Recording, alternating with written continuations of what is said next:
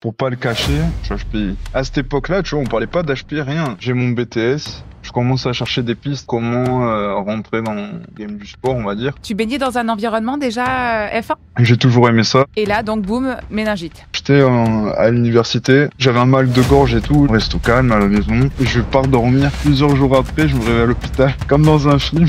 Ta solution, c'est vraiment la mise en action. Dans ma carrière, ça a toujours été comme ça, il y a eu des hauts, beaucoup de bas. Mais putain, un sport auto, c'est vrai que un truc qui m'a toujours intéressé. J'ai pas conscience que je vais faire un truc de fou, mais je me dis bon, si les planètes s'alignent, je pense que je peux montrer ma propre boîte, faire un truc bien. Bienvenue sur Outception, les meilleures stratégies de motivation. Je suis Cécile, maître praticien en programmation neurolinguistique, spécialisée dans l'optimisation de la performance.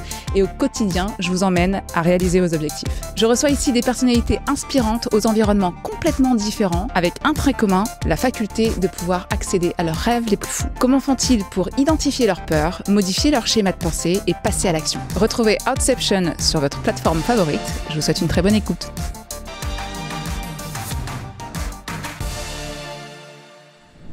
Bienvenue dans ce nouvel épisode d'Outception où on parle de stratégie de motivation. Aujourd'hui, j'accueille Ludovic. Ludovic, tu es founder of MFT Racing et ambassadeur de la F1 School. Exactement. Voilà, de la diversité et de l'inclusion, c'est leur slogan. Je t'accueille aujourd'hui, je suis ravie. Tu fais partie d'un univers que je ne connais absolument pas. Et si je t'ai demandé de participer à cet épisode, c'est parce que je trouve ton parcours assez fou. Alors, je vais simplement te poser une première question, comme je la pose à chaque invité qui participe. C'est, Ludovic, quand tu étais petit, tu vois, si tu repenses à ton petit toi de 7, 8 ou 9 ans même, dans l'environnement que tu choisis, qu'est-ce qu'il voulait faire, Ludovic, quand il sera grand ?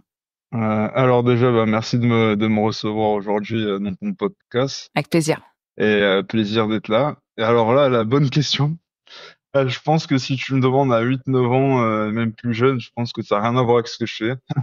Je pense que c'est comme tous les gamins. Je t'aurais dit, à cette époque-là, ça peut être pompier, astronaute, enfin, un peu comme tous les gamins, donc rien à voir. Génial. Rien à voir. Si je repense à cette époque-là, ouais, c'était plus ça. Les jouets, tout ce qui était jouets de astronautes, les Playmobil, les Lego, ce que tu veux, les pompiers aussi. La course, oui, mais je pense pas que j'avais pas ça en tête. Enfin, c'était pas du tout. Je regardais les courses, mais je pense que j'étais trop jeune pour comprendre en fait 7-8 ans. Enfin, tu regardes des courses, mais c'est tout. Alors que pompier, je pense que tu les vois tous les jours. La couleur rouge, enfin, il y a un ensemble de trucs. Ce que tu veux dire, c'est que alors tu ouais. baignais dans un environnement déjà F1 ? Enfin, quand tu dis tu regardais les courses. En fait, ouais, mon père était mécano quand j'étais petit, donc il était mécano automobile, mécano en compétition. Donc forcément, en plus, né à Monaco, grandi à Monaco, t'as le Grand Prix chaque année, donc forcément que oui, dès que j'étais petit, on m'amenait déjà à gauche à droite voir les Grands Prix, voir des courses, voir des voitures et tout. J'ai toujours aimé ça, j'ai des photos quand j'étais petit, mais comme tu me dis, si on parle de potentiel carrière à cet âge-là, non, j'aurais pas pensé nécessairement à la course. On va dire que j'avais quelque chose de plus commun lambda où je suis dans n'importe quel gamin, il va dire ouais, pompier ou voilà, ou astronaute, Oh, mais quand voilà. même quelque chose avec un petit peu d'aventure quand même, pompier astronaute, hein. Ouais. Sans le savoir, mais je pense que c'est le fait comme tu dis, le fait de l'action, c'est que ce soit des gens qui sont en action dans les deux cas. Et du coup, de pas rester assis sur une chaise. Ok, ça c'est quelque chose qui est important pour toi, c'est vraiment la diversité, le fait de pouvoir bouger. Ouais, honnêtement, quand j'étais plus jeune, je pensais pas ça.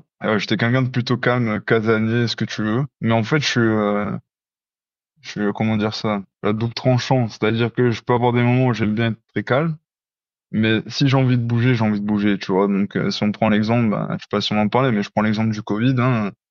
Autant quand on m'a annoncé le confinement, je me suis dit, je m'en fous, ça va pas me changer la vie, je peux m'adapter, faire des trucs que j'avais pas le temps de faire. Par contre, pour moi, ce qui était super dur, c'était le côté, tu peux pas sortir quand tu veux, tu vois. Je suis pas quelqu'un qui est tout le temps dehors. Mais par contre, quand j'ai envie de sortir, j'ai envie d'avoir la liberté, d'aller faire un pourquoi. Là que c'était vraiment problématique. La liberté de pouvoir choisir d'être maître Ouais, de tes actions, en fait, de tes actes. Exactement. Bon, alors, ce petit pompier astronaute qui a envie de bouger et de vivre une vie pleine d'aventures, comment il grandit ? Qu'est-ce qu'il fait ? Tu fais un parcours particulier ? En vrai, je suis à l'école primaire à Monaco, collège. Collège, la fin de collège se passe pas trop bien. Redoublement, très très compliqué, mentalement hein, compliqué Mhm. à subir. Mais bon, en même temps, c'est pas moi qui décidais, donc j'avais pas trop mon mot à dire. Donc bah, tu redoubles quoi. Enfin, les parents, après son école, enfin tout le bazar. Je redouble, sauf qu'en fait, je me suis rendu compte, pour moi en tout cas, je me suis fait arnaquer parce que pour pas le cacher, en fait, je change pays. Donc tu vois, il y a des trucs j'étais pas au courant, je l'ai appris il y a peu de temps. Mhm. Et en fait, je me suis dit, putain, je redouble, ok, je redouble pour aller au lycée général, parfait. Sauf que je redouble et on me dit, ouais, mais tu sais, parce que Monaco, c'est quand même un niveau assez élevé par rapport à la France, sans être péjoratif, mais vraiment au niveau scolaire, si tu prends des notes, les notes à Monaco, t'es sous-noté par rapport à la France. Par exemple, si tu vas avoir 12 à Monaco, en vrai, à l'école en France, ça va alors un 15, voire plus. Ok. Donc ils sont hyper hardcore là-dessus. Et je redouble, on me dit, ouais, mais le lycée général, ça va être chaud et tout. Enfin, ok, lycée technique, lycée professionnel, wow. Je sais pas ce que je veux faire à cet âge-là, aucune idée. Et puis on me dit bon voilà, il y a hôtellerie, bon ça t'oublies, c'est bon, la famille elle s'est donnée là-dedans donc on oublie. Tout ce qui est STI donc électro, mécanique, Mhm. etc. Ok, mais bon, quand mon père m'a dit lui il était mécanicien, on va essayer d'éviter ça parce que c'est pas un boulot facile. Et il reste tout ce qui est compta, gestion, commerce et tout. Et en fait, je me suis dit, bon, tant qu'à choisir, vu que j'aime bien avoir le choix, je me dis, la compta, ça peut être un bon tremplin dans le sens où demain, j'ai envie de faire ma boîte, je sais comment ça marche. Je Donc, il y comprends a le petit les... écho un peu liberté quand même Ouais, ouais, ouais, qui est pas loin, quoi. Il disait, bon, ouais, si j'ai pas le choix que de suivre un circuit, je vais le faire. Enfin, un circuit exactement. sans faux jeu de mots, hein. Mais en soi, c'est pas, enfin, je fais ça pour avoir quelque chose d'autre derrière, quoi. Ouais, je me dis, bon, moi, je sais comment ça marche derrière un business, je comprends les Les backstage du rouages. truc, et ouais, exactement. Donc bon, tentons. Et là, surprise, je vais au lycée, note de fou, dans certaines matières, je suis premier de la classe, genre histoire géo, des trucs comme ça et tout. Et là, tout le monde s'est dit, mais attends, il y a un problème là, on l'a fait redoubler le gars, soi-disant ça va pas, il y a un problème et tout, et là, on voit, bam, bam, bam, sans forcer, il est devant partout. C'est un peu bizarre, enfin, mais à cette époque-là, tu vois, on parlait pas d'HP, rien. On te parle, oui, de surdoué, mais surdoué, ça a rien à voir, enfin, en général, tu les détecterais, de façon très précoce. Donc quand ils ont 7 8 ans, ils sont déjà là à dire ouais, on va le faire sauter une classe. Mais moi, c'était pas du tout mon cas, tu vois. Et en fait, tout s'est débloqué là d'une certaine façon. Ça se passe bien, au point où carrément, je me souviens, je narguais un peu la classe où je disais ouais, bon, on fait les cours et tout. Je passe le bac pro, je fais ouais, vas-y, bac blanc, je révise rien, je m'en fous. Je vais sortir, je vous montre que sans réviser, T'es capable. ouais. Du coup, on le fait, bac blanc. Pareil, je finis premier, tout le monde est dégoûté. Euh, on fait le bac pro, ça se passe bien, tout le monde est content. Euh, Grosse surprise, on m'appelle un jour, du coup, fin d'année, remise des prix. Là, je me dis, attends, lycée qui m'appelle, oui, ben, t'es convoqué, bah oui, mais pourquoi? Ben, la remise des prix, t'as un prix. Pardon? Elle fait, c'est une blague, là. Et j'allais vraiment raccrocher. Elle me dit, non, non, c'est pas une blague, je fais arrêter de foutre de moi, c'est bon, à un moment donné, ça va. Et là, Et en t'avais pas fait, conscience vraiment, encore. Tu savais pas. T'avais pas été. Tu t'es fait non, enfin, tu là, t'es je fait me suis fait dépister. ça, c'est passé l'année dernière, hein. D'accord. Ok. Seulement, tu vois, donc là, il y a 10 ans, plus de 10 ans, donc d'écart. Donc, ok, je vais prendre un prix, j'arrive comme ça, je regarde tout le monde en mode, je sais pas quoi faire. Pourquoi? Ok. Qui a détecté quelque chose? Ok. Et je prends mon prix, ok, je rentre, et même mes parents me disent, mais attends, comment ça? Bah ouais, tiens, regarde, j'ai eu un prix. Ok. Truc pas commun, en tout cas. Je passe en BTS. Pareil, ça cartonne. Du coup, je fais un BTS assistant manager, parce que là, je commence à penser, j'ai la base avec la compta, je me dis, bon, BTS assistant manager, euh, c'est un bon point. Je rentre un peu plus dans le game, je comprends un peu plus comment ça se passe, tu vois, parce qu'on sait tous que l'assistant, au final, c'est lui qui fait le boulot. Donc, je me suis dit, l'assistant, de toute façon, c'est lui qui fait le boulot, donc si je vais là-dedans, je vais comprendre encore plus de choses, plus le fonctionnement, ce qu'il faut faire, pas faire, comment ça se passe, avoir plus de bases. Donc, du coup, je fais le BTS pareil, sauf que, c'était quand? Je crois que c'est la première année, la première ou la deuxième, je sais plus. Et en fait, ce qui se passe, c'est que mon grand-père décède. Et moi, j'étais là en plus, donc j'ai tout vu. Enfin, on va passer les trucs, mais Mhm. hardcore à gérer. Mhm. Et du coup, je vais plus en cours. C'était la rentrée, ça s'est passé du coup la rentrée en septembre. Mon grand-père est décédé début octobre. Et là, pendant un mois, j'ai saturé, je vais plus en cours. C'est Je dois gérer la famille, enfin, tout ce qui Ouais, va ouais. avec, parce que c'est un super gros choc pour tout le monde. Sauf que, sur le moment, j'ai assez de sang-froid pour aider la famille, gérer tout ce qui va, tout ça. Ouais. Pas que ça impacte trop mes parents parce qu'ils bossent, hein, voilà, je m'occupe de mon frère, ma sœur. Mais, je veux pas en cours parce que je me dis, ouais, à quoi bon? Enfin, voilà. Il y a plus grave dans la vie, on s'en fout. Je reviens en cours, ouais, quasiment un mois après, donc j'ai un mois rattrapé. Au début, c'était pas chaud, ils se sont dit, ouais, on va rattraper, les profs et tout, on m'embêtait, c'est pas un truc de base, quoi. Ouais. Mais j'arrive à rattraper le mois. Ils sont assez surpris, c'est assez fluide, donc je rattrape mon mois, je me remets dans le rang, tout se passe bien, ok, nickel. Qu'est-ce que, co- Comment ça se passe à ce moment-là? Parce que je te coupe, hein, je suis désolée, je te fais Ouais, une petite ouais. aparté. Mais quand tu vis un choc comme ça, et bon, on verra que c'est pas le Ouais, dernier. c'était juste le début. Tu vis un choc comme ça, tu te mets en pause entre guillemets, mais parce que tu prends un peu la famille, enfin voilà, tu te sens un peu dans le job et pour toi aussi de les entourer et de les porter. Et derrière, tu dois te remettre en action. Tu sais qu'il y a un mois à rattraper, ça représente beaucoup de boulot. Comment tu fais Qu'est-ce qui se passe dans ta tête pour te dire comment ça s'organise en toi, si tu veux? C'est ça ma question. Bah, Comment en tu sais fait, que tu moi, vas y arriver? je me dis, le principal, c'est la famille. En fait, ce qui se passe, c'est, moi, je suis franco-mauricien, donc la Mhm. moitié de ma famille vient de Maurice. Donc, mon grand-père décède déjà, c'est-à-dire que la famille doit venir de Maurice, faut tout organiser. Les tontons, cousins, nièces, enfin, voilà, les proches. Mhm. C'est quand même assez loin, donc 10 000 kilomètres pour venir jusqu'à Monaco, surtout dans ces circonstances, on last minute, il faut s'organiser. Moi, je file un coup de main. On va dire, c'est un peu un projet, donc je gère le truc Tu te mets de en A à action Z. sans. La question réflexion finalement, elle a pas lieu d'être. C'était vraiment dans Ouais, l'action. non, on m'a même pas demandé au final. Mm. Moi, j'ai vu et en fait, moi, j'ai capté parce que quand ça arrivait, du coup, la police a dû venir, enfin tout le bazar. En fait, eux-mêmes on dit, mais attends, t'es jeune à cette époque-là, j'avais quoi, 20 ans? Ouais, j'allais avoir 20 ans. Et elle me dit, ouais, t'es jeune, t'as du sang-froid parce que là, t'as tout géré, t'as géré ta grand-mère, t'as géré ta mère, tu gères tout ça, incroyable. Et moi, je comprends, je me dis, c'est la famille, bon, je vois l'état qu'ils sont. Moi, sur le coup, j'ai pas le temps de réaliser. Voilà, c'est ce Donc, que je vais te je poser comme réalise sans question. réaliser. C'est Donc, comme si tu étais à côté de toi, quoi. Tu te mets en mode automatique, ouais, c'est ça? je vois ce qui s'est passé, mais en même temps, j'ai pas trop le temps de Mm. cogiter. Je me dis, il y a un gros merdier qui arrive, je dois tout gérer. Et tu fais. Euh, et je fais. Et avec les amis de la famille, pareil, j'organise. Tu vois, par exemple, je donne un truc, c'est pas la folie, mais au point où carrément, c'est moi qui ai choisi son cercueil, parce que je veux avec ma mère, ma grand-mère et tout. Bon, je l'ai commencé, on me dit, ouais, voler lequel, ok. Et son état de choc, et moi, je suis en mode, bon, je Ouais, connais ouais. ses goûts, je sais ce qu'il aurait aimé. J'ai dit, bon, celui-là, je dis à ma mère, à ma grand-mère, bon, vous en pensez quoi? Ok, d'accord, allez, let's go, bam, bam, bam. Et comme ça, on enchaîne. Et après, une fois que c'est fait, enterré, je pense que j'ai dû rester quoi?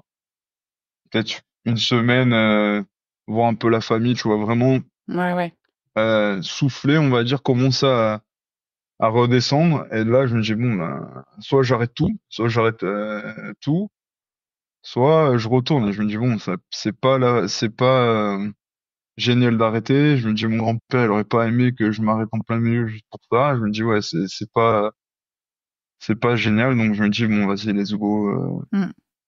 on Et s'y donc là, remet. tu y vas. C'est pareil. Tu te mets Ouais, dans l'action totale. Enfin, tu te mets en mode. ouais, C'est comme si inconsciemment, tu arrivais à t'organiser. Bon, parce que maintenant, tu l'as ouais, dit, tu es donc HPI, H potentiel intellectuel, émotionnel aussi, les deux. ouais, ouais. Donc, ça veut dire que ton. Alors, j'adore. Euh, Quand tu visualises, ça va dans tous les sens, tu arrives à recentrer. Ouais, ça dépend de quoi. Voilà. Donc Ça là, du dépend coup, pourquoi, ça ouais. dépend de quoi. Ok. Donc Donc là, en là, fait, les tu cours, retournes et tu dois te retourner en cours. C'est ta deuxième année. Tu sais que quelque part, tu vas vers un truc assistant manager, voire manager, parce que tu veux rentrer un petit peu dans le circuit. Donc ça veut dire ouais, que dans ta tête, tu as déjà mentalement fait tous les liens qui vont t'emmener quelque part encore où c'est pas tout à fait défini, mais tu sais que c'est au-dessus, quoi. C'est plus ouais, grand. ouais, ouais, exactement. Au final, je me dis, bon, tout le monde a plus ou moins l'idée de faire son job, et moi, quand on me dit, ouais, l'autre peut être secrétaire, l'autre peut faire ci, sans dénigrer, hein, je me dis, mais, Non, bien sûr. je me dis, moi, faire ça, c'est pas pour être arrogant, mais je me dis, attends, à un moment donné, faut pas abuser. Je sais que j'ai des capacités. En vrai, si les planètes s'alignent, je pense que je peux montrer ma propre boîte, faire un truc bien. et, et qui soit bénéfique, quoi. Et c'est ce que tu vas Donc faire. T'as ouais, pas petit d'idée à encore de petit. ce que tu veux créer. Non, non, non, non. Euh, Pas du Ça, tout. ça arrive Non, quand pas du l'idée? tout. Pas du tout une idée du domaine en tout cas. Non. Ça arrive quand, ça, l'idée du domaine? Du coup, tu disais, pardon, Ouais, ça a pardon, ça coupé. arrive quand l'idée de vraiment quand est-ce que ça commence à se matérialiser et à se concrétiser finalement Euh, cette entreprise, enfin en tout cas cette façon d'entreprendre.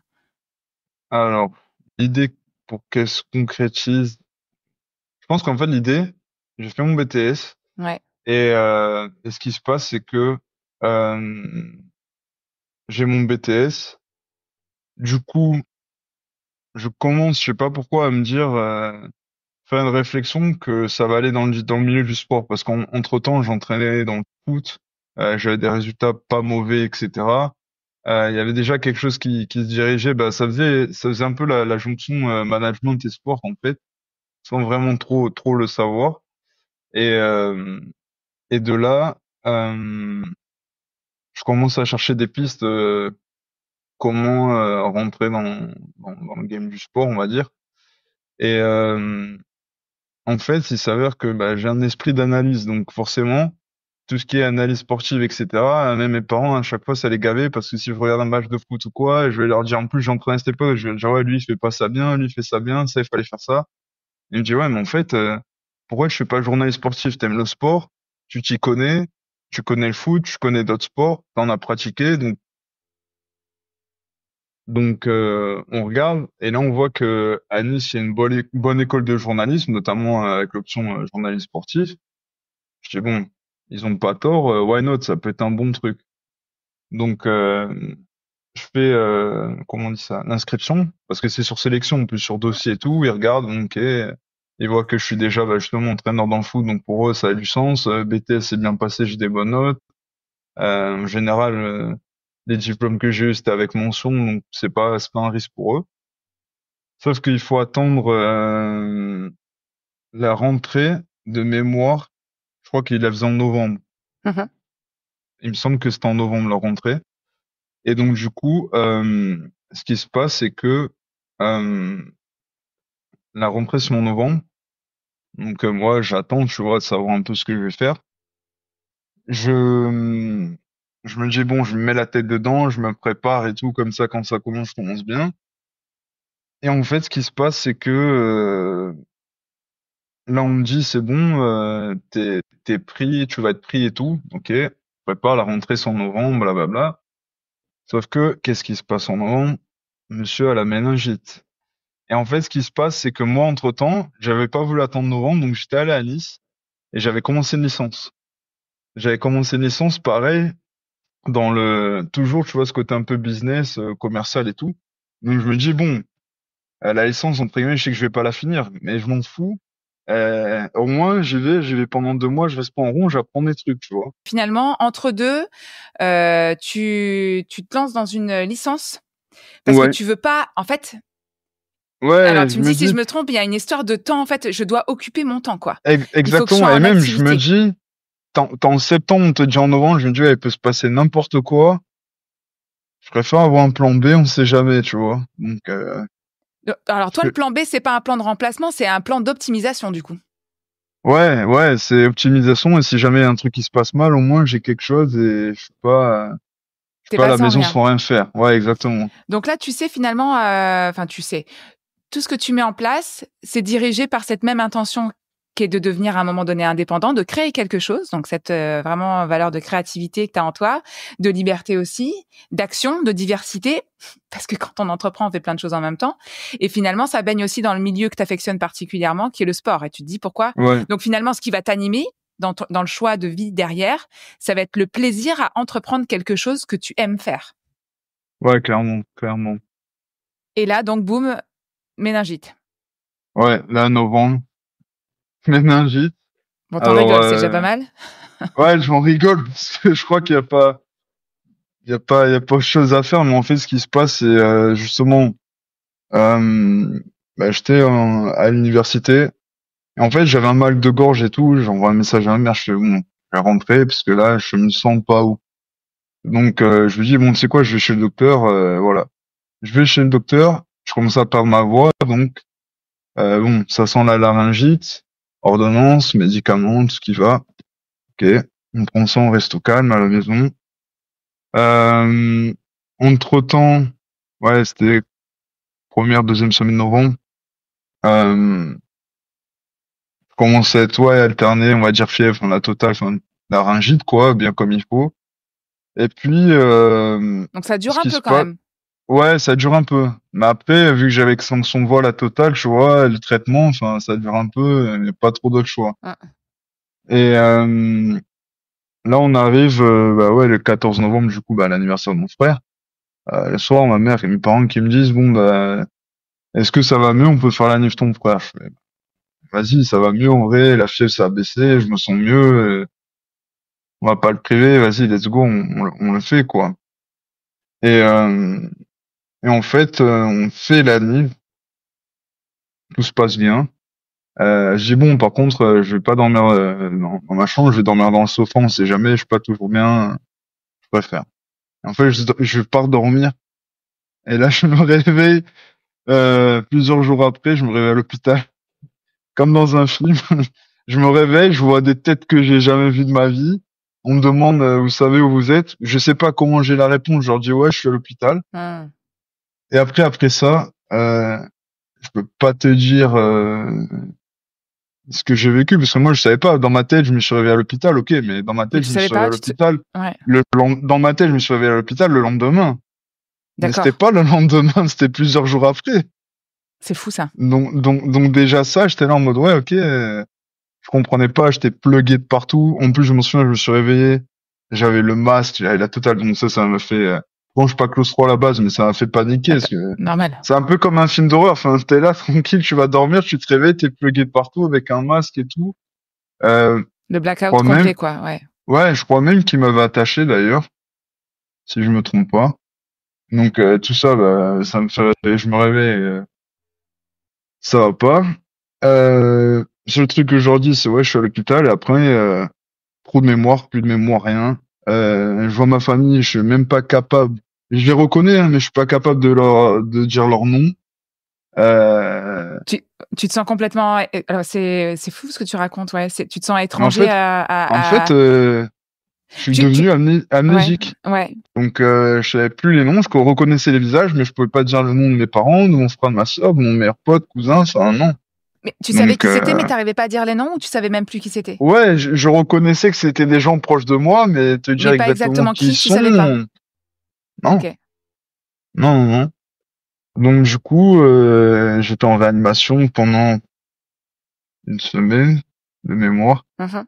Donc là, hardcore, entre les traitements et tous les trucs, j'étais allongé. Au bout de quelques jours, on me dit bon là, il faut pas rester allongé trop longtemps. Donc on me dit bon, on va essayer de te mettre sur une chaise, etc. Bon, laisse tomber, la Ouais, cata, ouais. je vomis, enfin Ouais, la totale, tout ce que ouais, tu ouais, veux. ouais. Mmh. Là, je dis bon bah c'est trop tôt, ok, on fait les examens, on commence à faire des scanners, ça a l'air d'être pas trop mal. Niveau cérébral, il n'y a pas eu de dégâts, ce qui est plutôt bien parce que, ben, vu le niveau que j'étais, vu ce qui s'est dit et vu ce qui était écrit noir sur blanc que Mmh. j'allais passer, Ouais, c'est une méningite bactérienne, hein, je ouais, précise, ouais. ouais, la méningite B, ouais, Mmh. exact. Ouais, j'ai eu la totale, purpura, tout ce que tu veux, enfin, vraiment hardcore. Et en fait, ce qui s'est passé, c'est que moi, je l'ai pas su, mais en fait, euh, le lendemain matin, du coup, quand moi je suis parti dormir, ma mère est allée voir si j'allais bien, elle commence à me parler, elle voyait que je répondais pas, j'étais en train de grogner et tout. Elle dit ouais, c'est pas normal. Donc du coup, elle appelait mon docteur. Lui, il me connaît depuis, bah, c'était notre Depuis que tu docteur petit. généraliste depuis que j'étais petit. Donc Ouais. du coup, elle lui explique un peu, et dit non, là c'est grave, bon, j'arrive pas à comprendre, il prend sa voiture, il vient. Et là, truc de dingue, il arrive dans la rue de mes parents, sa voiture tombe en panne. Donc, heureusement, il y a un garage à côté, il laisse sa voiture au garage, il change la batterie, il vient. Tout de suite, il voit que je commence à avoir les taches, enfin tout, Ouais, ouais, ouais, du ouais, méningite. ouais. Mmh. Et en fait, c'est lui qui appelle les pompiers. Et les pompiers disent ouais, mais il y a plein de gastro, c'est la saison, il y a plein de trucs, on va pas venir. Mais là, il dit vous comprenez pas, là c'est la méningite, il y a pas de gastro, je sais pas quoi, il y a Mmh. pas de discussion, de négociation, vous venez point barre. Donc du coup, tractation, ils finissent par venir. il me charge, du coup, il m'amène à la, en réa et Hum, tout. hum. Donc ça, c'est ce qui s'est passé, que moi, j'étais pas au courant, on me l'a dit On te après l'a coup. raconté après, ouais. Ouais, exactement. Et les pompiers, carrément, ils ont été mis en quarantaine. Donc c'est la première fois que j'entendais le mot quarantaine. Eh oui. On dit, ouais, c'était tellement contagieux, ben, tu vois, ils ont pas voulu venir, mais au final, karma, ils sont tous en quarantaine, ils ont eu la leçon. Donc, après ce qui s'est passé, il y a une enquête pour savoir d'où ça Ouais, venait. c'est ce que j'allais te poser Ils comme ont jamais question. trouvé vraiment la source. Ils se doutent que c'était dans les parages parce qu'à l'époque, à Nice, il y a eu pas mal de gens qui l'ont eu. Ouais, Des jeunes qui sont morts aussi, ouais. hein, même âge que moi, Mm. même période. Et du coup, ils ont appelé tout le monde, mes potes et tout. Ils ont appelé tous les endroits où je suis allé, les restos, les boîtes, les trucs. Bah, faire enquête, savoir qui était avec moi, quel jour et tout. Tout le monde, du coup, tous mes amis, ils ont eu un traitement, ma famille aussi, un traitement, Ouais, ouais, je bien sais plus, sûr. c'est antibio ou un truc Mm, comme mm. ça, pendant une semaine. Et voilà, moi, j'étais à l'hôpital. En Et- fait, Ouais, ouais. et quand tu comprends ce qui t'est arrivé, qu'est-ce que Bah, tu te dis? en fait, je comprends pas. On me dit, ouais, t'as eu la méningite. On vient, il y a plein de docteurs parce que c'était un cas tellement unique que je m'en souviens, il y avait même les étudiants, il y avait au moins 10 docteurs dans la salle parce que eux, à Monaco, ils avaient jamais vu ça à ce Non, puis niveau-là, l'état où concrètement, j'étais, et voilà. concrètement, t'as pas de séquelles. Non, non, C'est en plus, enfin, j'en ai, mais mm, pas physique, on va dire ouais, voilà, physique, parce à que quand part, on se remet d'une méningite B, souvent on s'en remet pas sans rien. bah, c'est ça. C'est là où j'ai eu de la chance. Donc, on me dit, ouais, t'as eu la méningite et tout, c'est une chance sur 100 000 à ce niveau-là, dans quel état t'étais? Et moi, j'ai répondu quoi? J'ai dit, ouais, bah, honnêtement, j'aurais préféré gagner au loto. C'est ce que j'ai répondu. C'est sûr. Donc, du coup, ils ont tous éclaté de rire. Et c'est la seule réponse, je pense, lucide, le seul moment lucide que j'ai eu, c'était ça. Après, je suis reparti dans mes états. Et puis après, ça a Mm, mm. commencé à revenir, mais toujours pas la mémoire. Là, j'arrivais à interagir avec les médecins, les infirmiers, tout ça, ma famille, etc. Mais la mémoire, zéro. Donc, on me parle, je te réponds. Mais si tu me dis, ouais, bah, du coup, mon anniv, ça allait être la semaine d'après, on me dit, ouais, tu vas avoir quel âge? Donc, du coup, c'était en 2013, j'étais sur 21, j'allais avoir 22. Moi, je disais n'importe quoi. Un jour, j'aurais dit, ouais, Ouais, 27, t'avais 30. des vraies enfin, des déconnexions, si je puis dire, mais des vraies déconnexions, quoi. Ah ouais, ouais, total. Ouais. Et du coup, après, ça est revenu petit à petit. On a fait pas mal de travail, des trucs. Et là, je leur dis clairement, je dis voilà, je dis à ma famille, là, j'entends tous les gens autour le soir, j'entends les gens qui rentrent, j'entends les gens qui partent à la mort, j'entends les gens en train de mourir, j'entends tout. Je dis non, non, non. Là, je pète un câble. Je leur dis, vous vous débrouillez, vous vous mettez dans un étage normal, là, comme tout le monde, et vous allez voir que ça va aller mieux. Sauf que moi, je réalisais pas dans quel état j'étais et tout. Donc, on m'a dit, mes parents ils m'ont dit, les docteurs sont venus me voir, ils ont dit, ouais, t'inquiète, c'est bon, dans 2, 3 jours et tout, tu vas y aller, t'inquiète, sur un coup, nanana. Donc, en fait, ça a pris une semaine. Ils m'ont tenu comme ça pendant une semaine. Et en plus, ils m'ont dit, non, mais si tu vas à l'étage là-haut, il faut que tu sois autonome en partie. C'est-à-dire qu'il faut que je sois capable de marcher par toi-même. Bon, là, je fais, ouais, Et là, ça a abusé. ouais, mais cette J'étais force-là, pas en état. tu vas la retrouver après, cette Ouais, force-là. mais en fait, j'avais perdu 20 kilos. Eh oui. Euh, J'étais comme un bébé, quoi. Je devais T'as apprendre à marcher, tout, enfin t'as tout. dû tout recommencer. Enfin, comme t'as eu, en tout Ouais, cas, cette sensation de devoir tout reprendre à zéro, ouais, quelque ouais, part. vraiment. Et donc, du coup, quand ils m'ont dit ça, j'ai un pote qui est venu, je lui ai dit, tu sais quoi, attrape ma perche, on va marcher.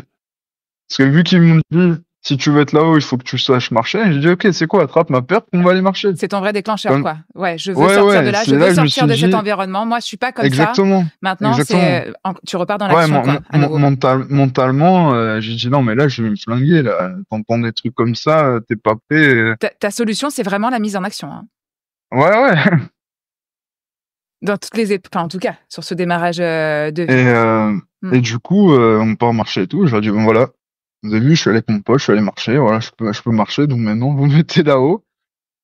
Et en plus, je dis, ouais, vous me mettez là-haut, mais pas dans une chambre partagée avec, Hmm. désolé du mot, mais avec un vieux ou quoi qui, toutes les 2 secondes, va me dire, ouais, il va mettre la télé. Parce qu'en plus, tu vois, avec la méningite, t'es super Ouais, ouais, sensible, ouais, aux ouais, ouais. lumières, Hmm. le son, enfin, tout ça. Hmm. Et non, non, là, tout seul, parce que sinon, ça va pas le faire. Finalement, on me transfère. Et là, on voit que bah, forcément, tu changes d'environnement. J'avais une chambre, j'avais quand même la vue sur l'extérieur. Donc là, pareil, ça me motive de sortir le plus vite possible. Tu vas vraiment aller chercher tout ce qui peut te faire sortir. Enfin, Ah mentalement, tu ouais, vas ouais, chercher tout ce qui va pouvoir être une solution pour toi pour avancer plus vite et aller vers autre chose. ouais, Est-ce que clairement. tu penses est-ce que tu penses du coup que tout ce que tu vas mentaliser, ça va t'aider à récupérer plus vite? Ben, je pense que oui, je pense que tout ce qui peut me motiver à m'en sortir déjà de un définitivement, puis à sortir de là, je suis preneur. Et quand Enfin, à c'est ce dur, moment-là, je suis et quand tu n'y preneur. arrives pas, tu vois, j'imagine que tu as eu après derrière, donc je vais faire un squeeze un peu puisque le temps passe.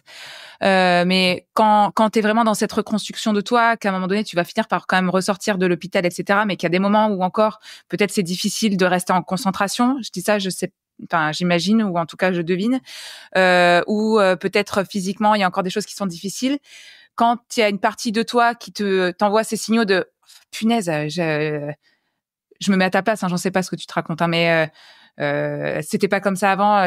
Comment tu fais pour switcher ça tout de suite, tu vois? Ce qui pourrait être frein à un moment donné où c'est frein, Ben, vers quoi tu te diriges pour faire sauter ça et avancer? en fait, sur le moment, je me dis, ça faisait mal sur le moment, mais je me dis, ouais, de toute façon, euh, on va recommencer. À un bout d'un moment, bah, ça va retourner à la normale, hein, voilà. Hein. Après, j'allais pas abuser.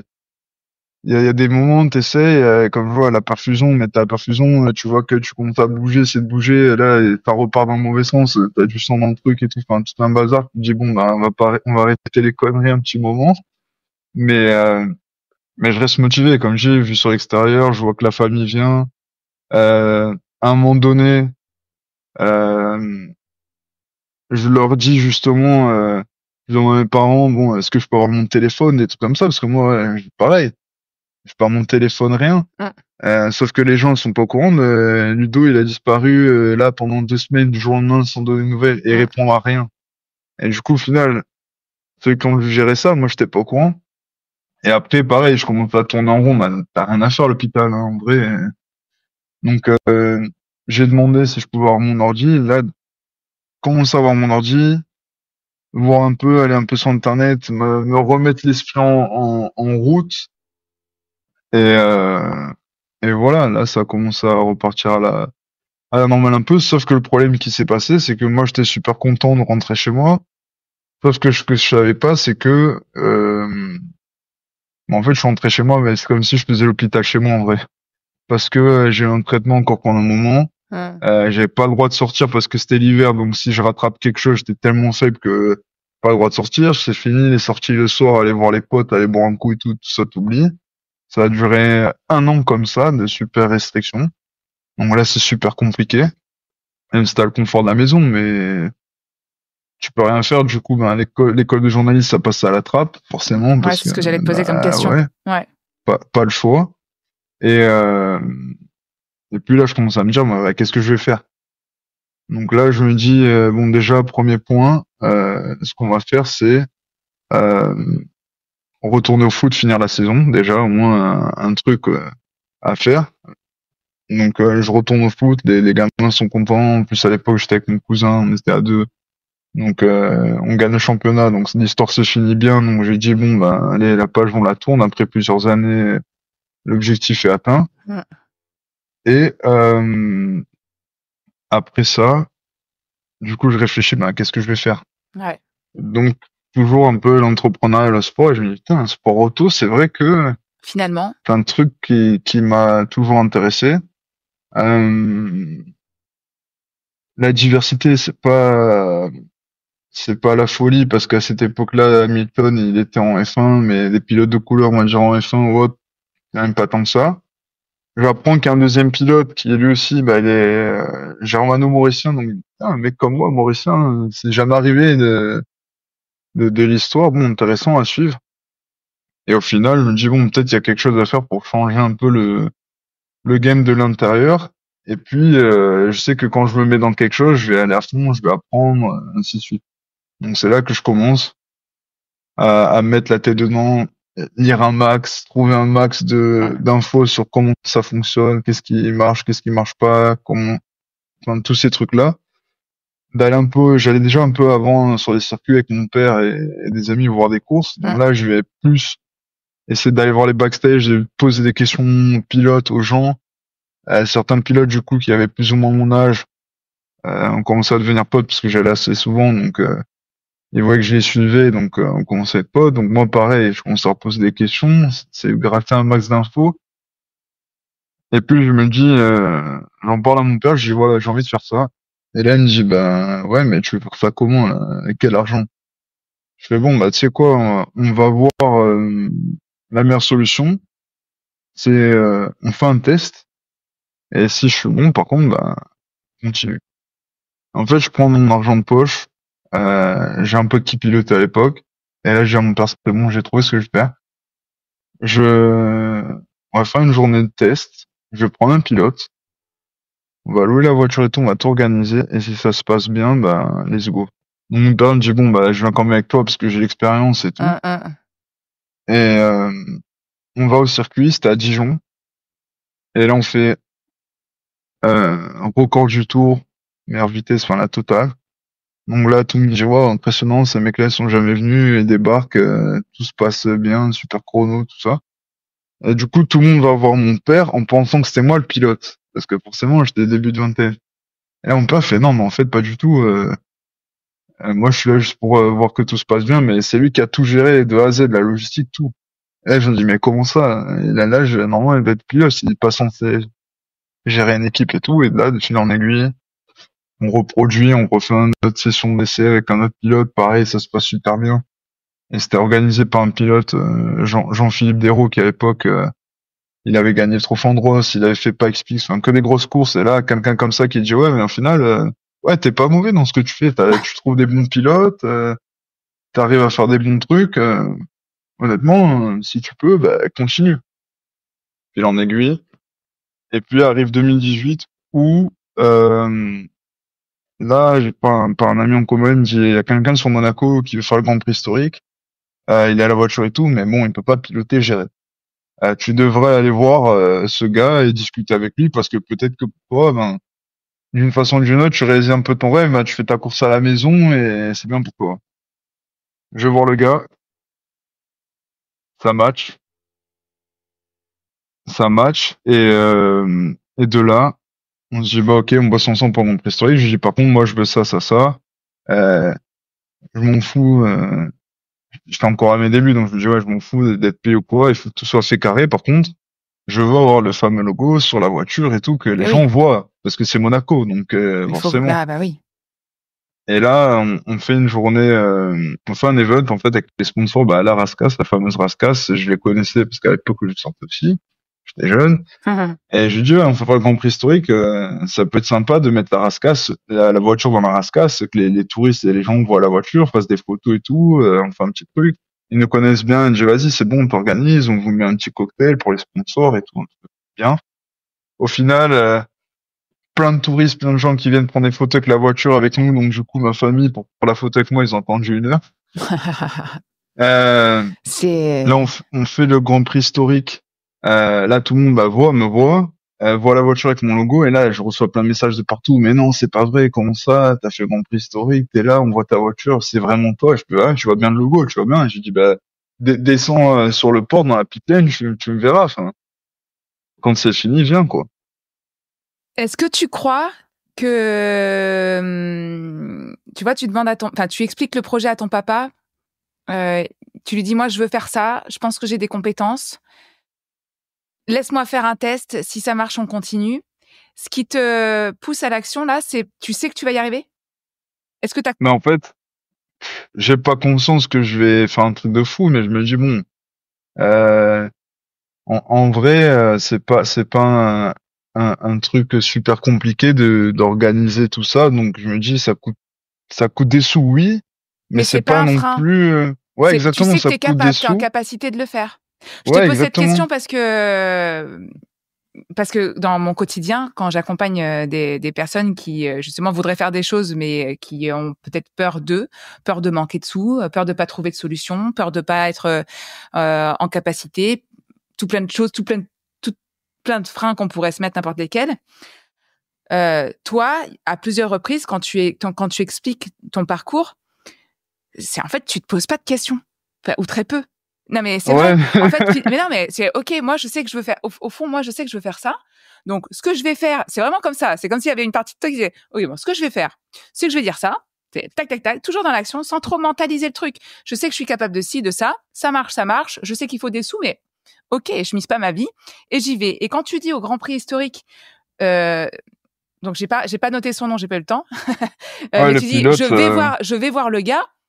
À ce ouais. moment-là, il y en a plein qui se seraient posé 15 millions de questions, à savoir, mais si je vais le voir, qu'est-ce qu'il va dire? Mais enfin, est-ce qu'il va se dire ça? Est-ce qu'il va penser ci? Toi, il y a pas ça. Ouais, bah moi je me dis ça fait 3 4 ans que je fais ça, je dis bah en plus à la maison c'est à Monaco donc c'est pas comme si je connais pas l'endroit, je connais pas le tracé. Je faisais déjà un peu de simu déjà à l'époque quand c'était pas autant que maintenant mais ça existait déjà, je fais bon, je peux aider sur pas mal de trucs et c'est quand même à la maison, je fais bon Oui, donc t'as euh, confiance en toi. ouais à ce moment-là ouais, honnêtement ouais. Ben ouais. Et je Et- me dis bon ben attends, c'est d'une certaine façon, c'est un peu mon rêve parce que tu veux faire le Grand Prix à la maison. Ok, mais là, à part, si on prend la F1 normale, à part être Charles Leclerc, tu le fais comment? Surtout que je suis pas pilote, hein, donc à part être dans la F1, ou alors peut-être dans les catégories qui sont en ouverture, comment tu veux faire ton Grand Prix à la maison? Et là, je demande rien, ça me tombe dessus, et je me dis, mais attends, si je dis non, je suis con, désolé de le dire, mais oui, donc tu te c'est laisses pas con le de choix. dire non, quoi. Bah ouais. Et finalement, est-ce que, enfin, la confiance en toi, enfin, cette confiance. Alors attention, quand je dis confiance, ça veut pas dire, enfin, pour moi, la confiance en soi, c'est savoir faire. C'est savoir, je sais que je sais faire la confiance en soi.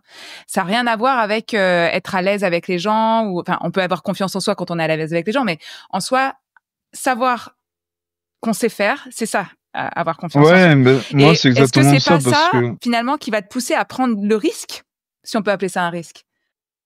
ouais, je dirais ça parce que moi, comme tu le dis, ben, je suis pas quelqu'un qui est très sociable entre guillemets. Enfin, j'aime pas Mais me c'est mettre pas dans ça des la confiance groupes en ou soi, quoi. ouais. Et par contre, comme tu dis, de savoir faire, de me dire bon, ok, qu'est-ce qu'il y a à faire? Ben, ok, il faut aller voir tel commissaire parce qu'il faut remplir tel formulaire, tel truc, il faut telle pièce, tel truc. Moi, j'ai commencé déjà à avoir accumulé un peu d'expérience, donc je savais de quoi on parlait. Je me dis bon, rien de fou, je le prends en main, je gère. Et voilà, donc c'est comme ça que ça prend. 2019, pareil, un pilote que je suivais depuis un moment, je viens le voir au Castellet, ok, je suis dans le box, donc là on voit un peu comme la F1, tu vois, derrière les voitures et tout, il y a des parents. Et en fait, je parle avec sa mère, elle me dit alors et tout, je dis ouais, ça avance plutôt pas mal, tout ça, c'est cool. Et ce qui se passe, c'est que j'en parle à sa mère, elle me dit alors tu fais quoi? Je fais bah ouais, moi je manage des pilotes et tout. Voilà, elle me dit ah bah ça tombe bien, mon fils il en a pas. Et en plus il te connaît et tout. Si tu veux, bah je te donne le droit, va discuter avec lui. Je vais parler à Andrea, je lui dis bon, je parlais avec ta mère et tout, elle m'a dit que t'as pas de manager, ça t'intéresse et tout. Ouais ok, bon, on se met d'accord. Et le mois après on commence. Et on commence et là je le gère et je me retrouve à Silverstone avec lui en championnat d'Europe de pro d'endurance, européenne Le Mans Series et ça commence, on fait des résultats et tout. Ça Et ça prend, les prend. gens voient, pareil. Les gens disent, ah, putain, ce mec-là, il est jeune et tout, ok, il a l'âge du pilote, mais quand on parle avec lui, il sait de quoi il parle. Mais oui. Et de fil en aiguille, on va dire, dans ma carrière, ça a toujours été comme ça. Il y a eu des hauts, beaucoup de bas. Il y a eu des bas, il y a eu, ou des fois, quand je débarque dans une équipe, ben, à la fin, le gars qui est le bras droit, qui est là depuis 10 ans, et moi, j'arrive, en 3 mois, je fais mieux que lui. Ça plaît pas, donc ça monte des histoires, des complots. Mais à la fin, j'arrive toujours à tourner sur mes pattes parce que à chaque fois que je bosse avec quelqu'un, ben il y a des résultats en fait. Oui, puis Donc à un moment donné, tu suis ton objectif, en fait. Tu sais là où ouais, tu veux aller, donc tout ce qui se passe à exactement. côté, en fait, tu l'occultes. Et les gens, c'est pas du hasard parce que si ça arrive une fois, ok, mais là c'est à chaque fois. Oui, bien sûr. Et là, je prends un exemple dernièrement, il y avait un pilote pareil, je le connaissais depuis un moment, on me dit bon Ludo, ça peut être pas mal de discuter, de voir et tout. Alors, j'allais avec lui sur le week-end, bon, je connais la catégorie, je connais pas le circuit, mais je connais la voiture, je sais un peu, j'ai plus ou moins les ingrédients. J'apporte un peu ma touche, mais vraiment légèrement. Et là, il fait double podium, il gagne le championnat et tout, alors que même eux, l'équipe, ils me disent, mais attends, faut que tu viennes à nos courses parce que là, tu viens une fois et on a de meilleurs résultats que toute l'année. Et je fais, bon, là, j'étais pas impliqué tant que ça, mais eux, ils ont senti, tu vois, pour moi, honnêtement, j'ai fait 1% de ce que je fais normalement. Mais pour eux, J'avais fait un truc de fou. Et ça les a marqués. Et d'autres pareil, et de fil en aiguille, tu vois, là, c'est comme ça que j'ai des opportunités. Et surtout, c'est en général, dans le scouting, et c'est-à-dire, bah, repérer les talents. C'est là où j'ai Mmh. vraiment un œil pour savoir qui est bon, pas bon, etc. Et là, on a encore discuté dernièrement, et à mon associé, on l'a dit, il me dit, ah, tu sais, Ludo, ça fait un moment que je le connais, je le suis, quand il te dit qu'un mec est bon ou quoi, en Écoute-le, général, il se trompe il se pas, ouais, trompe pas. voilà. Et, c'est là un peu que ça monte, et là, justement, il y a le côté F1 où j'avais mis ça de côté, parce que je me dis, ouais, la F1, impossible, c'est fermé. Et au final, fil en aiguille, je me dis, en fait, non, c'est juste les gens qui te donnent l'impression que c'est impossible, qui te font croire que tu pourras pas aller en F1, mais si tu bosses bien, t'as les bons outils et surtout les bons contacts, c'est pas impossible. Et là, je vois que depuis un an ou deux, de plus en plus, touche par touche, ça discute un peu à gauche à droite, mais je me dis, bon, au final, la F1, j'avais mis ça de côté au début, mais s'il faut, dans 2, 3 ans, c'est pas impossible que ça arrive. Donc, ce que tu pourrais dire aux gens qui se posent plein de questions avant de passer à l'action, c'est finalement d'écouter vraiment ce qu'on a envie de faire et de penser que que c'est possible.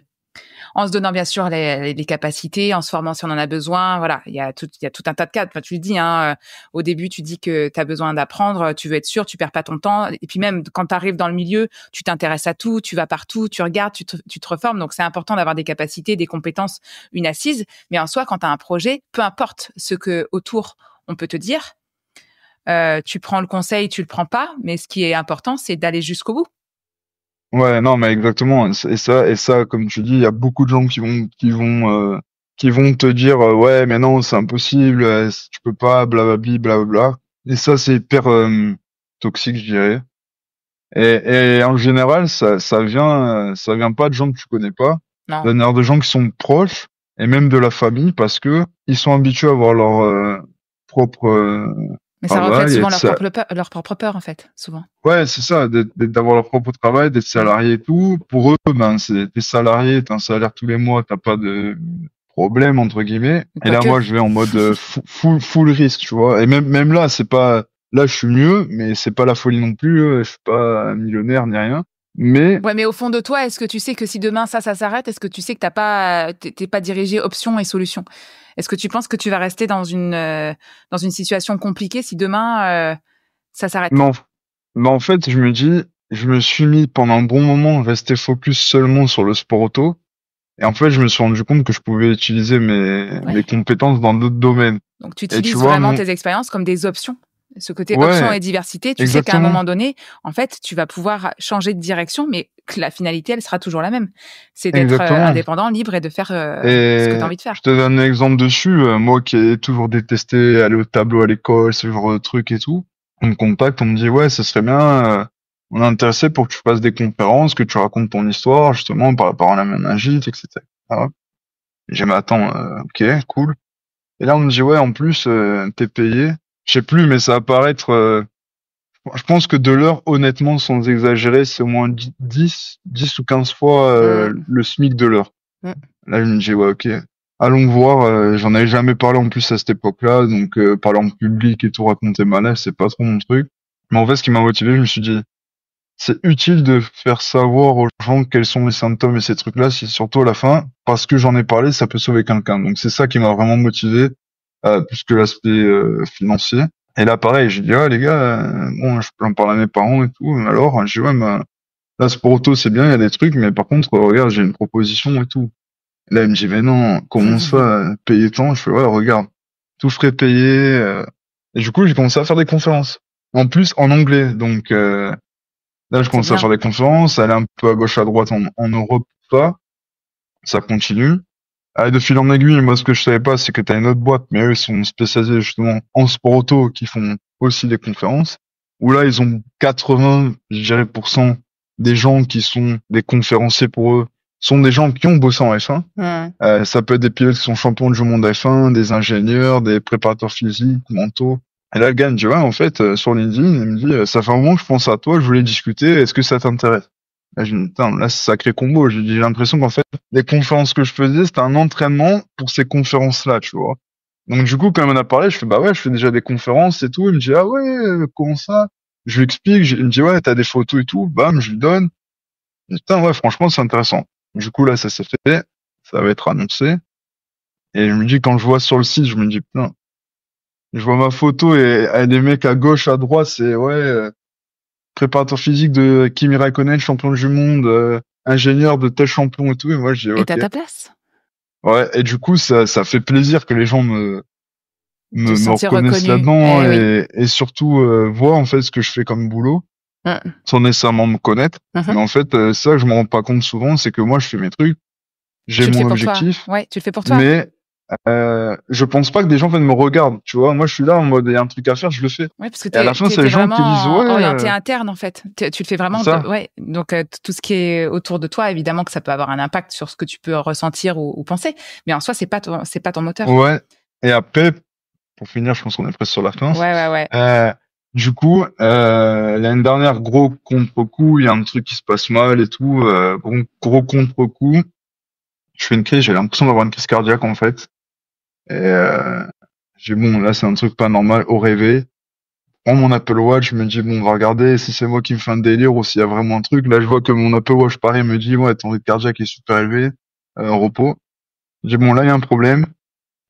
J'appelle ma soeur, je dis bon, tu sais quoi, tu me mènes à l'hôpital aux urgences parce que là il y a un problème. Là, j'ai l'impression que je suis en train de, je vais rester. Mm. En fait, je vais aux urgences, je vais à l'hôpital et tout.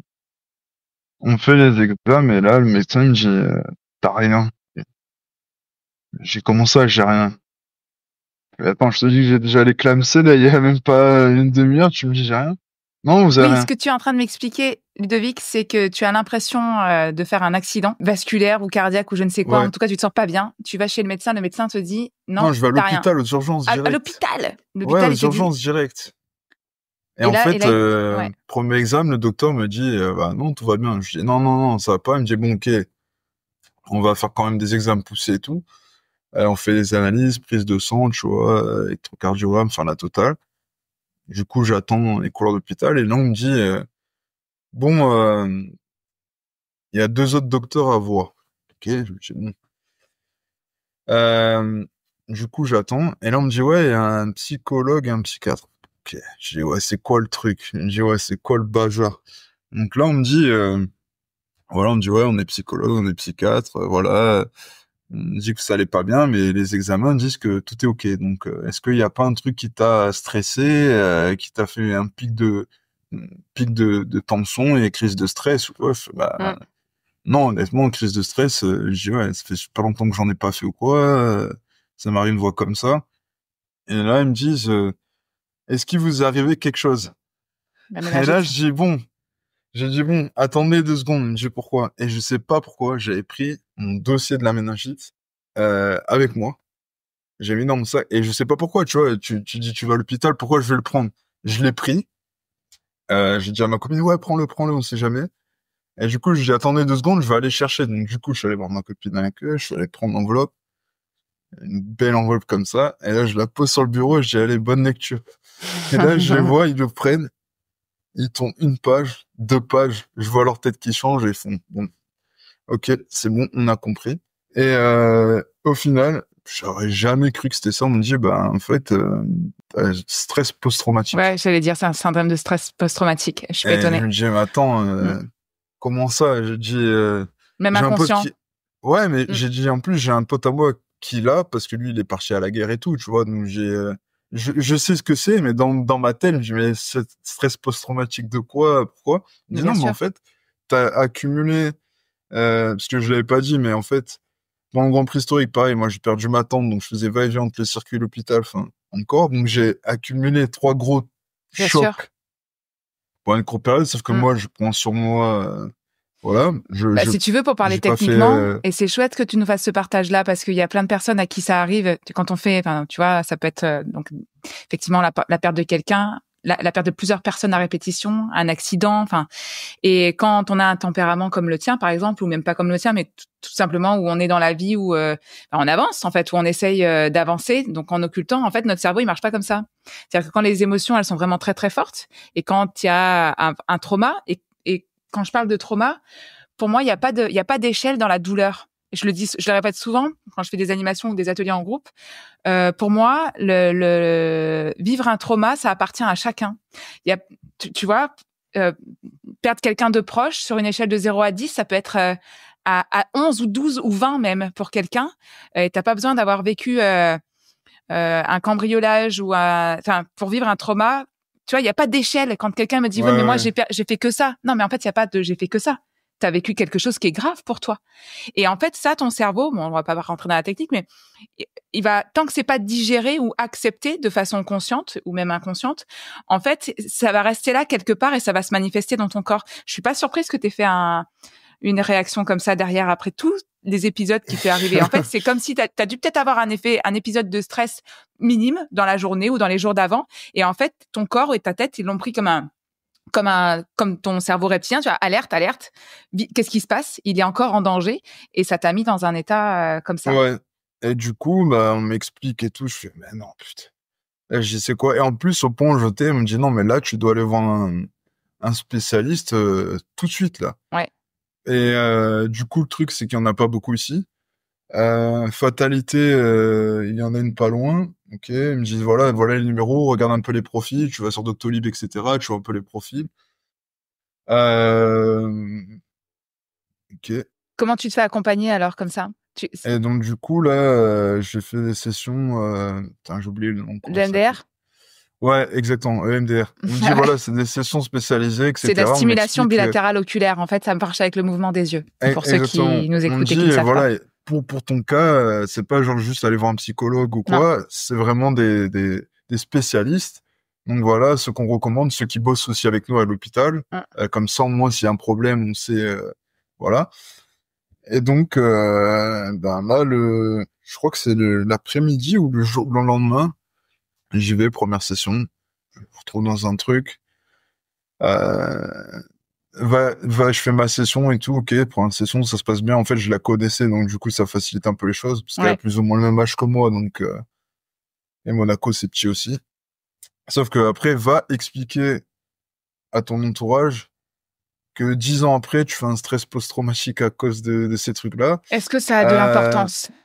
Non, mais tu vois, c'était pas, en fait, le fait d'avoir un truc grave sur le moment, d'avoir accumulé. Mais après, quand je l'ai dit, par exemple, pour mes parents, ils se sont dit, ouais, mais en fait, c'est normal. Même limite pour eux, ils étaient surpris que ça prenne autant de temps. Ils s'attendaient à si tard. que ça arrive, ils s'attendaient à ce que ça arrive beaucoup plus tôt que tard. Donc, bah ouais, j'ai fait mes séances pendant un bon moment. Là, je continue, mais de façon beaucoup plus espacée. En fait, c'est justement en faisant une des séances, on parle et tout, on commence à expliquer, je commence à expliquer, et là, elle me dit, attends. Là, ton raisonnement, ta façon de faire et tout, ça ressemble beaucoup du FPI quand même, là, hein. Tout ce que tu me dis, tout ce que tu fais. Donc, on continue, on en parle, on creuse et tout. Et ce fil en aiguille, elle me dit, ouais, mais c'est pour ça que des fois, t'as certains problèmes où tu vas discuter avec des gens, tu vas pas les comprendre, ou ils vont pas te comprendre, ou ça va te perturber, ou ça va t'agacer, ou tu vas te déconcentrer, ou à l'inverse, tu vas être hyper concentré, enfin. Et du coup, quand elle m'explique ça, je me dis, putain, je me dis, désolé du mot, mais je me dis, il y a tout qui s'explique, en fait. Ouais, voilà. Plein de choses. Je me suis dit, des trucs, je me suis posé des questions pendant que j'étais gosse, quand j'étais gamin, quand j'étais ado et tout, que j'ai jamais eu de réponse. Je pensais jamais avoir de réponse. Il a fallu que j'arrive, à ça pour pouvoir, rencontrer quelqu'un qui me donne des réponses. Et en fait, pareil, en parlant de méningite, etc., on me dit, en fait, tu sais, toi, quand tu l'as eu, la santé mentale, il y a 10 ans, c'était pas, aussi un avancé. sujet aussi avancé. Les gens, il n'y avait pas vraiment d'études sur la méningite, sur les effets après. Et en fait, c'est un truc qui se met en place maintenant. Et je dis, ouais, mais tu vois, j'ai dit, pensez pas, mais à la fin, moi, comme je dis, j'ai pas de séquelles physiques, entre guillemets, mais mentalement, tu vas pas le savoir, mais j'ai pris un bon coup. Donc il faut jongler avec ça. Parfois aussi, pareil, les gens n'aiment pas comprendre. Ouais, putain, pourquoi ils pensent comme ça ou quoi. Et en fait, ça arrivait souvent avec mon frère et ma soeur. Je dis, ouais, mais... Ou même ma famille, je dis, ouais, mais... Pourquoi on pense tous comme ça et lui, il pense jamais comme nous, mais vraiment jamais. Et en fait, ça venait des clashs parce que je dis, mais attends, on est 5. sur les 5, c'est toujours le même. Désolé du mot, c'est toujours le même qui fait chier, qui pense jamais comme les autres. C'est pas un mode de contrariété, c'est un vrai mode de fonctionnement interne. Hein. Et du coup, tu vois, c'est ça qui a été compliqué pour un bon moment. Et depuis ça, du coup, ça s'est amélioré. Parce que ouais, au final, c'est pour ça que lui, il est dans son truc. Quand il dit qu'il veut faire un truc, il va. Et il fait sa façon de fonctionner, d'être et tout. Ben, voilà, on comprend mieux. Ludovic, on va arriver à la fin de cet épisode. Yes. On a parcouru plein de belles choses ensemble, une vraie faculté, enfin une vraie résilience dans ton parcours et en même temps des mises en action systématiques. Tu as cette faculté de savoir te mettre en action sans réellement te poser de questions. Alors tu t'en poses forcément, mais en tout cas c'est l'action qui prime sur la pensée. Ludovic, dans 10, 15, 20 ans, où est-ce que tu te vois ? Oh, bonne question. C'est une Pour vraie bonne clôturer. question.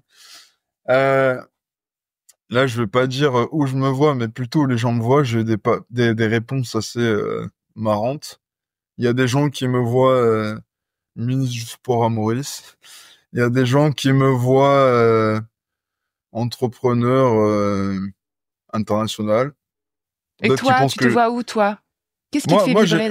Moi, j'ai mon objectif. Je me dis, bon, au point où je suis allé, maintenant, c'est sûr que si demain on me dit, on m'ouvre la porte pour aller en F1 et bosser en F1, je dirais pas non. C'était pas vraiment un objectif parce que, comme je dis, c'était tellement inaccessible quand j'ai commencé que j'ai mis ça de côté. Mais maintenant, je me dis, voilà, s'il y a quelque chose qui s'en rapproche ou je peux en faire partie, je dirais pas non. Je dirais pas que je vais faire 10 saisons en F1, bosser dans une équipe ou quoi, mais même un an, ne serait-ce que d'essayer. Non, tu vas le faire, ça. Tu l'as décidé déjà. Quand t'en parles, tu l'as décidé. Donc il y a ça. Et après, je pense les États-Unis aussi, parce qu'il y a beaucoup de courses, principalement en endurance, qui sont super connues. En France, on est 24 heures de Le Mans, mais on a beaucoup de courses aux États-Unis. En fait, je vois que la mentalité est totalement différente. Et je pense que des feedbacks que j'ai, ça me correspond plutôt bien. Donc c'est un truc que je pense que je vais essayer. Et à côté de ça, où je suis entré un peu par comment dire ça, par accident. Par accident. Il y a deux choses que j'ai commencé à faire, c'est un peu bosser sur la musique avec mon frère, production, etc. Mais ça, c'est plus pour lui filer un coup de main avec quelques potes aussi. Et après, production, mais là, par contre, de court-métrage et autres. Donc, on a fait un tournage début d'année à Monaco, pour un court-métrage qui va sûrement devenir une série. Que des beaux projets. On m'a proposé depuis un moment, vu mon histoire, de faire un docu-série sur moi. Donc du coup, il y avait pas mal de discussions, ça a un peu traîné entre Covid et autres, mais là, ça a été relancé avec une donc il y a plein de choses. Des tu vois, Américains. Ton petit côté option diversité, il est quand même... Tu t'as su tellement le dégager aux autres qu'en fait, ça vient à toi tout seul. Et après, j'en ai pas parlé, mais c'est F1 School, donc du coup, comme tu le disais, je suis ambassadeur de diversité et d'inclusion pour eux, où là, c'est un super projet parce qu'on aide les gamins justement à se connecter à la F1 et à leur ouvrir des portes. Grâce aux études, grâce au concept, où ils peuvent développer des skills et du coup, leur profil, quand ils grandissent, quand ils sont étudiants, est plus intéressant parce que quand ils veulent faire des stages, les équipes qui sont F1 savent que F1 School, c'est tellement pointu qu'en fait, ils prennent ces gens-là parce qu'ils sont déjà formatés, on va dire ça comme ça. Et en fait, là, on est en train d'ouvrir à l'île Maurice aussi. Parce que je me suis dit, à l'île Maurice, il y a beaucoup de jeunes qui vont étudier à l'étranger, mais il y a aussi des jeunes sur place qui n'ont pas d'opportunité. Et là, le fait de faire F1 School, on leur donne les outils, on leur donne tout. Et si, on va dire comme moi, d'une certaine façon, ils ont la niaque, ils ont envie, ils ont rêvé de ça, ils savaient pas comment le faire. Bien sûr. Là, au final, ils ont tout sous la main. Il y a juste à s'inscrire et let's go. Et bravo. Voilà. Écoute, on mettra tous les liens en description sur les plateformes où l'épisode sera diffusé. Ludovic, je te remercie infiniment d'avoir répondu présent à cette invitation. Je vous souhaite une très très belle écoute. À très bientôt Ludovic, merci beaucoup. Merci, à bientôt. Merci d'avoir écouté, visionné cet épisode. J'espère qu'il vous a plu. Je vous invite à m'envoyer un message si vous-même vous souhaitez passer à l'action et lever vos freins. N'hésitez pas à vous abonner et rendez-vous très bientôt pour un prochain épisode.